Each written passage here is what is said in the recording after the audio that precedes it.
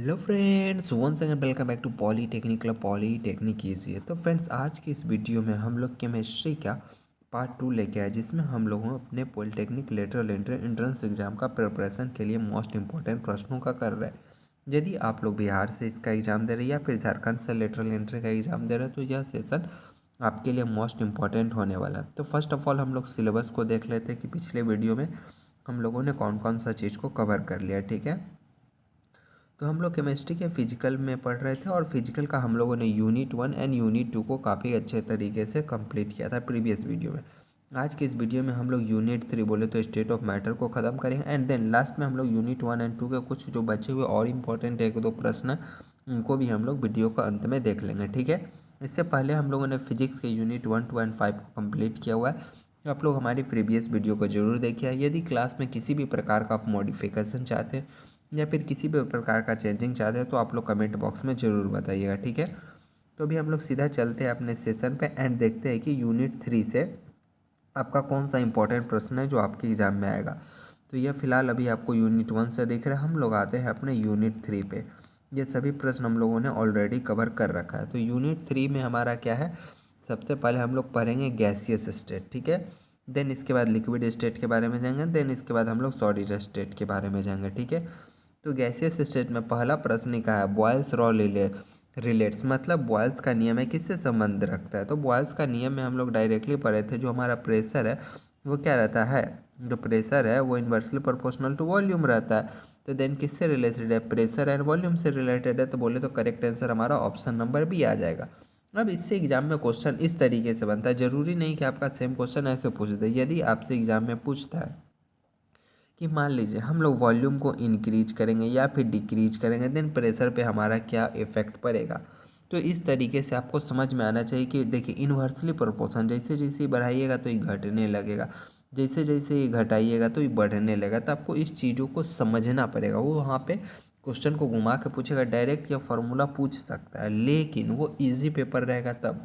लेकिन वो आपसे घुमा के पूछेगा कि बताइए कि हम आयतन को, वॉल्यूम को क्या कर रहे हैं, इंक्रीज कर रहे, देन प्रेशर पे क्या प्रभाव पड़ेगा, डिक्रीज कर रहे तो क्या प्रभाव पड़ेगा। तो ऐसे आपको पता होना चाहिए। ठीक है, the value of universal gas constant R in SI unit, universal gas constant है जिसे हम लोग आर से सूचित करते हैं, उसका पे आपसे क्या पूछा गया, ऐसा यूनिट पूछा गया।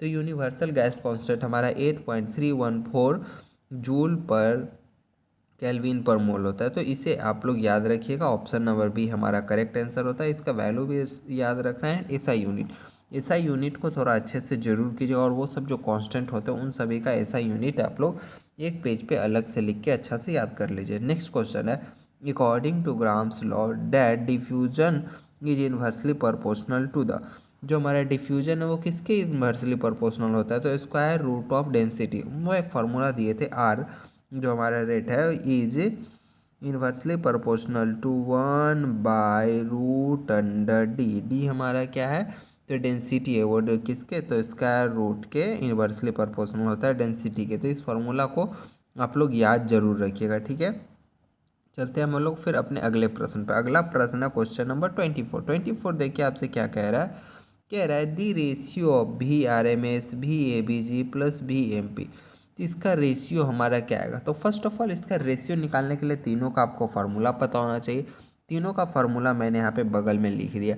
अब रेशियो निकालना है तो सबको एक दूसरे से भाग दे दीजिए। जैसे ही आप लोग भाग देंगे तो आप बोलिएगा कि यहाँ पे यदि हम लोग इसमें भाग देंगे तो क्या बचेगा, ध्यान दीजिएगा क्या होगा। ये आर टी से आर टी इसका कैंसिल होगा, इसका कैंसिल होगा, एम से एम जाएगा, एम से एम जाएगा, इसका भी एम से एम चल जाएगा। तो बच क्या रहा है, 3 बच रहा है, 8 पाई बच रहा है एंड 2 बच रहा है। देखिए क्या नंबर ऑप्शन में लिखा हुआ है। तो आप बोलिएगा कि जैसे ही हम लोग नीचे आएंगे ना तो आपको कहाँ देखने को मिलेगा। तो ये देखिए यहाँ पे आपको लिखा हुआ है जो रेशियो है √3 8/√5 एंड √2 आएगा। तो जैसे ही हम लोग आप इसे सॉल्व करेंगे तो इसका करेक्ट आंसर जो है ना हमारा ऑप्शन नंबर बी, √3 को निकालिए, फिर इसको निकालिए, देन पूरा तोड़ेंगे तो आपका करेक्ट आंसर आपका यह आने वाला है। ठीक है, नेक्स्ट क्वेश्चन है वांडर वाल इक्वेशन से। क्या कह रहा है, वांडर वाल equation for 1 mole of gas. Wander वाल इक्वेशन क्या होगा, 1 मोल गैस के लिए। तो वांडर वाल इक्वेशन आपको याद रहना चाहिए, P +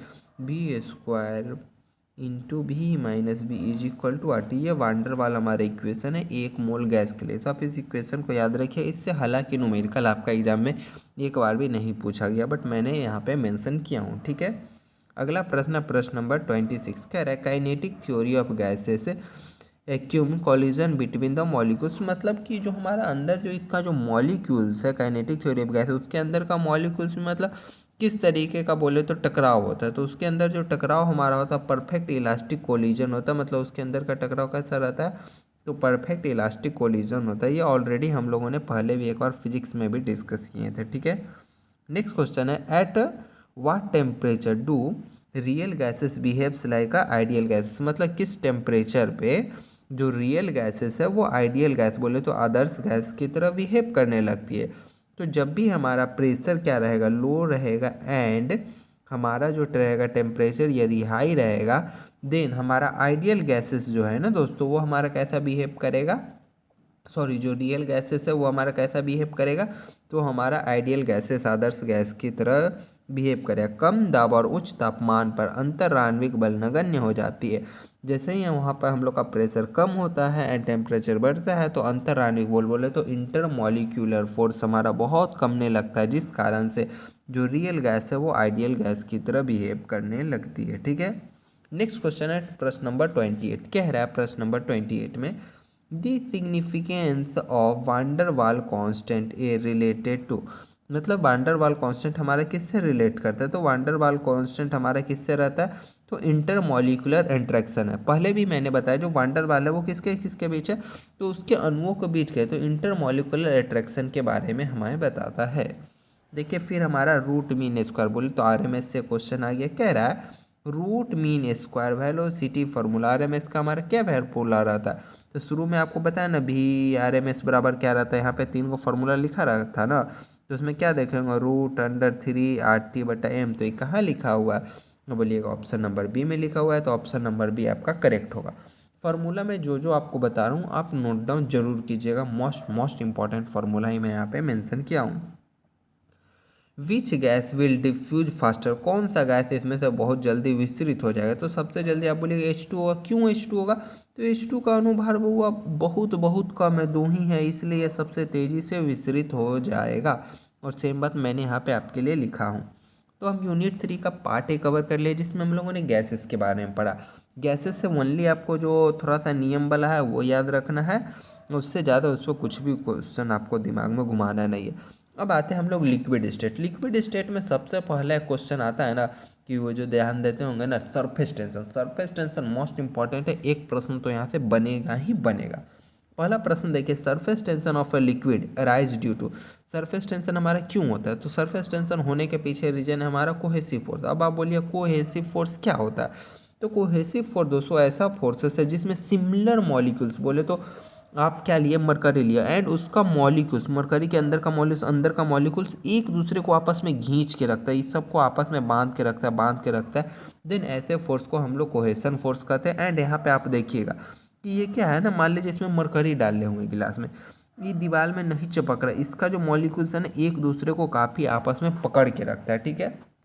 तो वही हमारा होता है कोहेसन फोर्स, इसी के कारण वो ऐसा हमारा बना हुआ रहता है, ठीक है। एंड बारिश की बूंदें जो गोल होती है वो सरफेस टेंशन के कारण होती है, इस चीज़ों को ध्यान दीजिएगा। नेक्स्ट प्रश्न है with increase in temperature the velocity of a liquid. मतलब कह रहा है यदि हम लोग किसी भी द्रव्य का क्या करेंगे, हम लोग क्या करें टेम्परेचर को बढ़ा रहे हैं, तो वेलोसिटी नहीं है सॉरी विस्कोसिटी बोले तो श्यानता, तो उसका विस्कोसिटी पे क्या प्रभाव पड़ेगा, तो विस्कोसिटी हम लोगों का डिक्रीज होगा। जैसे मान लीजिए कोई लिक्विड है, बहुत गाढ़ा लिक्विड है, ठीक है, विस्कोसिटी खूब आई है, ठीक है, जैसे ही आप इसको गर्म करना शुरू किए ना तो ये बहुत पतला हो जाएगा, बोले तो विस्कोसिटी कम जाएगा, डिक्रीज हो जाएगा, ठीक है। तो करेक्ट आंसर हमारा ऑप्शन नंबर बी हो जाएगा, ठीक है। The unit of surface tension. Surface tension का यूनिट क्या होगा, तो सरफेस टेंशन बराबर होता है फोर्स पर यूनिट लेंथ। तो फोर्स का क्या रहता है, न्यूटन होता है, लेंथ का क्या रहता है, मीटर रहता है, तो न्यूटन पर मीटर। ऑप्शन नंबर ए आपका करेक्ट आंसर हो गया। यहाँ से छोटा बहुत एक न्यूमेरिकल आ सकता है, तो आप लोग प्रैक्टिस जरूर कीजिएगा, ठीक है। Vapour pressure of a liquid depends upon. Vapour pressure किसी लिक्विड का किस पे डिपेंड करता है, तो वो टेम्परेचर पे डिपेंड करता है वेपर प्रेशर। बोले तो वेपर प्रेशर किस पे डिपेंड करेगा, वाष्प दाब। तो वाष्प दाब तापमान के साथ तेजी से बढ़ता है, यदि आप टेम्परेचर बढ़ाइएगा तो वाष्प दाब भी आपका तेजी से बढ़ेगा। तो इस रिलेशन को याद रखिएगा कि यदि मान लीजिए हम टेम्परेचर को बढ़ा रहे हैं तो वाष्प दाब बोले तो वेपर डेंसिटी विल इंक्रीज, अगर डिक्रीज कर रहे हैं तो डिक्रीज होगा। ठीक है, नेक्स्ट प्रश्न आपका कह रहा है a liquid boil when vapour pressure becomes equal to, मतलब कोई भी लिक्विड कब बॉयल होगा, तो जब उसका वेपर प्रेशर एटमॉस्फेरिक प्रेशर के बराबर आ जाता है, देन हम लोगों का क्या होता है, लिक्विड क्या करता है, बॉयल होना, उबलना शुरू होता है। हिंदी में पढ़ेंगे तो क्वथनांक वह तापमान है जब वाष्प दाब वायुमंडलीय दाब के बराबर हो जाता है, वही क्वथनांक होता है। बोले तो हम लोगों का क्या है ना कि बॉयल कब होगा, तो जैसे ही आपका वेपर प्रेशर है, वाष्प दाब है, वो एटमॉस्फेरिक वायुमंडलीय दाब के बराबर हो, देन आपका वो उबलना शुरू हो जाएगा। तो हम लोगों ने लिक्विड को भी काफ़ी अच्छे तरीके से कवर किया। लिक्विड में ओनली आपको सरफेस टेंशन पे थोड़ा सा ध्यान देना है, बस, उससे ज़्यादा कुछ नहीं। अब आता है सॉलिड स्टेट। सॉलिड स्टेट से 2 प्रश्न तो पूछ लिए जाएंगे, यहाँ से एकदम मोस्ट इंपॉर्टेंट है, उसे हम लोग ध्यान देंगे। ठीक है, पहला ही प्रश्न देखिए आपसे मोस्ट इंपॉर्टेंट है, कह रहा है the total number of Bravais lattice. Total Bravais लैटिसों की संख्या कितनी है, तो टोटल ब्रेविस लैटिस की संख्या 14 है। टोटल हमारा कितना है, 14 है, इसे आप लोग काउंट कर लीजिएगा। टोटल हमारा 14 है, जिसको हम लोगों ने सेबल क्रिस्टल सिस्टम में डिवाइड करके रखते हैं, 7 में बांटते हैं। 1 हो गया, 2 हो गया, 3 हो गया, 4 हो गया, 5 हो गया, 6 हो गया, 7 हो गया, इसे याद रखिएगा। Triclinic, monoclinic, orthogonal, tetrahedral, trigonal, cubic, hexagonal. ठीक है, एंड इसमें हम लोग टोटल कितना लैटिस हमारा रहता है, तो टोटल हमारा 14 ब्रेविस लैटिस रहता है। ठीक है, एक एक को याद रखना बहुत जरूरी है, यहाँ से एक एक क्वेश्चन पूछेंगे। ठीक है, एग्जाम में पूछे जा सकते हैं। सबसे ज़्यादा क्वेश्चन आपसे पैकिंग एफिशिएंसी का, उसको उतना भी नहीं रटना है, जस्ट एक नज़र देख लेना है। The number of atom per unit cell in a body centre cubic, मतलब number of atom per unit cell, उसका अंदर में कितना एटम रहता है, किसका, तो बॉडी सेंटर का। तो बीसीसी का आप बोलिए कितना रहता है, तो सब एक एक कॉर्नर पे रहता है एंड एगो बीच में रहता है। तो टोटल आपका कितना हो जाएगा, तो टोटल इसका हम लोगों का जब निकालेंगे तो हमारा टोटल 2 यहाँ पे देखने को मिलेगा। ठीक है, एंड नेक्स्ट आते हैं हम लोग, कौन सा क्वेश्चन है, question number 38, packing efficiency of FCC lattice. Packing efficiency पूछ दिया ना, पैकिंग एफिशिएंसी आपको 3 का याद रखना है, एफसीसी का, बीसीसी का एंड सिंपल क्यूबिक का। तो यदि हम लोग एफसीसी का बात करें, फेस सेंटर क्यूबिक लैटिस का, तो पैकिंग एफिशिएंसी 74% होता है एंड इसका कोऑर्डिनेशन नंबर, कभी कभी आपके एग्जाम में कोऑर्डिनेशन नंबर पूछ दिया जाता है, तो इसका कोऑर्डिनेशन नंबर 12 होता है। इनके हिसाब से बॉडी सेंटर का पूछ दिया जाए तो पैकिंग एफिशिएंसी 68% होता है एंड इसका कोऑर्डिनेशन नंबर 8 होता है।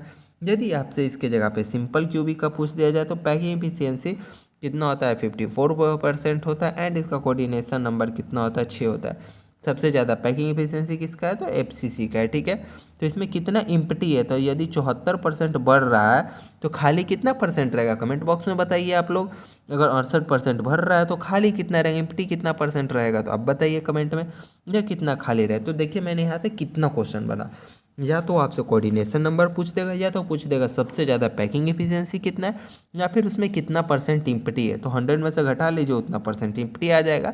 तो इस टेबल को आप लोग याद अच्छा से कर लीजिएगा, यहाँ से एक क्वेश्चन आपके एग्जाम में बनेगा ही बनेगा। ठीक है, आते हैं हम लोग अगले क्वेश्चन पर। देखिए कोऑर्डिनेशन नंबर पकड़ के पूछ ही लिया आपसे, क्या कह रहा है कोऑर्डिनेशन नंबर में, क्या कर रहा है, आप ही खड़ा है ना, तो आपसे सटल क्या गो आदमी, वही आपका कोऑर्डिनेशन नंबर आपका बोले तो यहाँ पे हो जाएगा, वो कितना परमाणु से जुड़ा हुआ है। ठीक है, तो कह रहा है in simple cubic unit cell coordination number, simple cubic unit cell में कोऑर्डिनेशन नंबर कितना होगा, तो इसका कोऑर्डिनेशन नंबर हम लोगों का 6 आ जाएगा। देखिए यहाँ पे ध्यान से काउंट कीजिए, इसको जूम कर लीजिए, यहाँ पे सभी के लिए मैं यहाँ पे कोऑर्डिनेशन नंबर भी लिख दूँ, 8 किसका है, 12 किसका है। तो देखिए 4 कितना, 1 2 3 4, चारों साइड से 1 2 इधर लगा हुआ है, तो हमारा टोटल कितना हो गया, टोटल हम लोगों का 6 कोऑर्डिनेशन नंबर यहाँ पे हो गया। नेक्स्ट आपका देखिए क्वेश्चन नंबर 40 में क्या कह रहा है, which crystal system has A not equal to B not equal to C and alpha beta gamma बराबर 90 डिग्री। ठीक है, तो हम लोग का किस में रहता है, तो हमारा ऑर्थोरोम्बिक में रहता है। यहाँ पे ध्यान दीजिएगा, यहाँ पे सेम चीज़ लिखा हुआ है, A not equal to B not equal to C and alpha beta gamma equal to 90 degree यहाँ पे, एंड उसका एग्जाम्पल दे दिया है, कौन आता है, तो इसमें सल्फर आता है। इस टेबल को थोड़ा सा आपको याद करना पड़ेगा, ये थोड़ा सा टफ है, बट ये वाला वैल्यूज़ आपको याद रखना पड़ेगा, साथ है। तो प्लीज़ आप एक बार इस टेबल को याद जरूर कर लीजिए, क्योंकि यहाँ से एग्जाम में क्वेश्चन फंसने की संख्या ज़्यादा है। ठीक है, नेक्स्ट प्रश्न है the relation between the edge length बोले तो A and the radius R of FCC, मतलब उस दोनों के बीच में क्या संबंध है। एक फॉर्मूला है, जब हम लोग पैकिंग एफिशिएंसी निकालना सीख रहे थे वहाँ उस समय आपको बताया गया होगा कि जो हमारा इन दोनों के बीच का रिलेशन है ए बराबर होता है टू, ए बराबर क्या होता है, मैं इरेज से इरेज कर देता हूँ। ए इज इक्वल टू बोले तो edge angle equal to 2√2r बोले तो रेडियस होता है यह, यानी ऑप्शन नंबर सी हमारा करेक्ट आंसर यहाँ पे हो जाएगा। यहाँ से आपसे एक न्यूमेरिकल भी पूछा जा सकता है, तो न्यूमेरिकल हम लोग प्रैक्टिस जरूर करेंगे, ठीक है। अगला प्रश्न देखिए आपका क्या है, which of the following is amorphous solid, निम्नलिखित में से कौन एमॉर्फस सॉलिड है इसमें से। तो क्वार्ट्ज ग्लास जो होता है हम लोगों का एमॉर्फस सॉलिड होता है, ठीक है। क्या है आगे पढ़ लीजिए, glass is a lack of long range order arrangement. Amorphous solid में हम लोग का दोस्तों क्या रहता है ना कि इसमें कंटिन्यू बड़ा अरेंजमेंट नहीं रहता, छोटा छोटा छोटा छोटा मतलब गैप करके रहेगा। लेकिन क्रिस्टलाइन में क्या रहेगा, एक सिस्टमेटिक वे में एक लॉन्ग रेंज हमें अरेंजमेंट देखने को मिलेगा। मैं कोशिश करूँगा आपको फिगर आपको बाद में दिखा दूँ, ठीक है। यहाँ पे मैं लगाना भूल गया। यहाँ पे देखिए पूछ दिया ना empty space in BCC lattice, तो बीसीसी लैटिस में इम्प्टी स्पेस क्या है, तो इसका पैकिंग एफिशिएंसी कितना है, तो मैंने पहले ही बताया था कि बीसीसी का 68% रहता है। तो इम्प्टी स्पेस कैसे निकालेंगे, तो आप बोलिएगा आप ही ना बताए थे 100 में से 68 को माइनस कर देंगे, तो माइनस करके कितना आएगा 32%, तो इम्प्टी कितना होगा 32%, यानी करेक्ट आंसर हमारा ऑप्शन नंबर ए यहाँ पे आ जाएगा, ठीक है। नेक्स्ट क्वेश्चन है 44, कह रहा है close packing in crystal CCP equivalent, तो ये किसके इक्विवेलेंट होगा सीसीपी, तो हमारा किसके इक्विवेलेंट होगा, तो हमारे एफसीसी के इक्विवेलेंट होगा, बोले तो फेस सेंटर हमारे के बराबर होगा, ठीक है।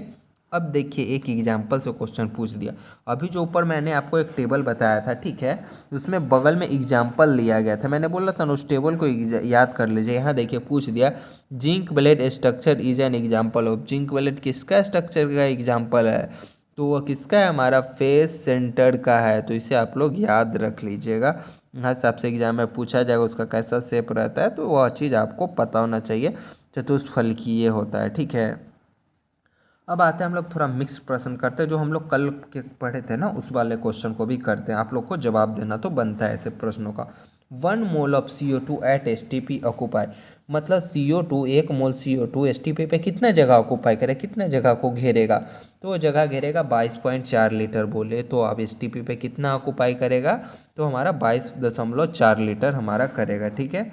नेक्स्ट क्वेश्चन बोला in a reaction I2 plus 2H2O3 2 minus रिएक्ट होकर क्या बन गया 2I minus H4O2 minus iodine act है। यहाँ पे जो आयोडीन है वो किस तरीके से एक्ट कर रहा है, तो ध्यान दीजिएगा आयोडीन क्या है, इलेक्ट्रॉन को दिया इलेक्ट्रॉन को खोया, यानी ऑक्सीडाइजिंग एजेंट की तरह हमारा कार्य हमारा कर रहा है, बोले तो करेक्ट आंसर हमारा ऑप्शन नंबर ए यहाँ पे हो जाएगा, ठीक है।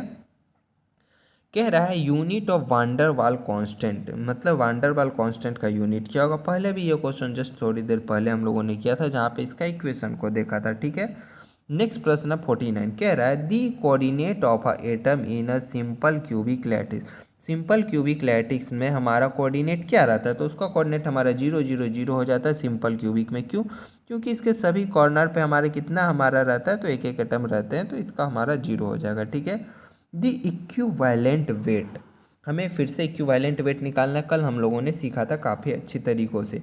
FeSO4 when it is oxidise, मतलब ये जब ऑक्सीडाइज होता है तो ये हमारा कितना होगा, तो ये क्या बन रहा है, तो ध्यान दीजिए ये Fe2SO4 है, इससे क्या बन गया Fe2SO4 3 माइनस, तो हम लोग देखेंगे ऑक्सीकरण संख्या जो हमारा इसमें चेंज हुआ Fe का वो क्या है 2 था इधर, ठीक है, इधर जाकर कितना हो गया 3 हो गया, तो कितना का चेंजेज आया n, मतलब कितना का चेंजेज आया इसमें आयन में, तो आप बोलिएगा 1 का, तो n फैक्टर आपका बराबर 1 हो जाएगा, ठीक है। देन अब हम बोलेंगे कि हमारा ये कैसे निकालते थे हम लोग इक्विवेलेंट, तो m/n फैक्टर, तो n फैक्टर हमारा कितना है 1 है, तो n फैक्टर की जगह 1 रखेंगे, m/1 हमारा करेक्ट आंसर यहाँ पे आ जाएगा। आई होप दोस्तों आपको सभी प्रश्न काफ़ी अच्छे तरीके से क्लियर होंगे। यदि अभी भी किसी भी प्रश्नों में आपका किसी भी तरीके का डाउट रह गया तो एक बार आप लोग डेफिनेटली ज़रूर बताइएगा, हम लोग उसे डिस्कस करेंगे एंड आपको सॉर्ट आउट करेंगे। फिलहाल हमारे साथ बने रहने के लिए आपका बहुत बहुत धन्यवाद दोस्तों, मिलते हैं फिर हम लोग अगली वीडियो में, तब तक के लिए bye bye, take care and जय हिंद फ्रेंड्स।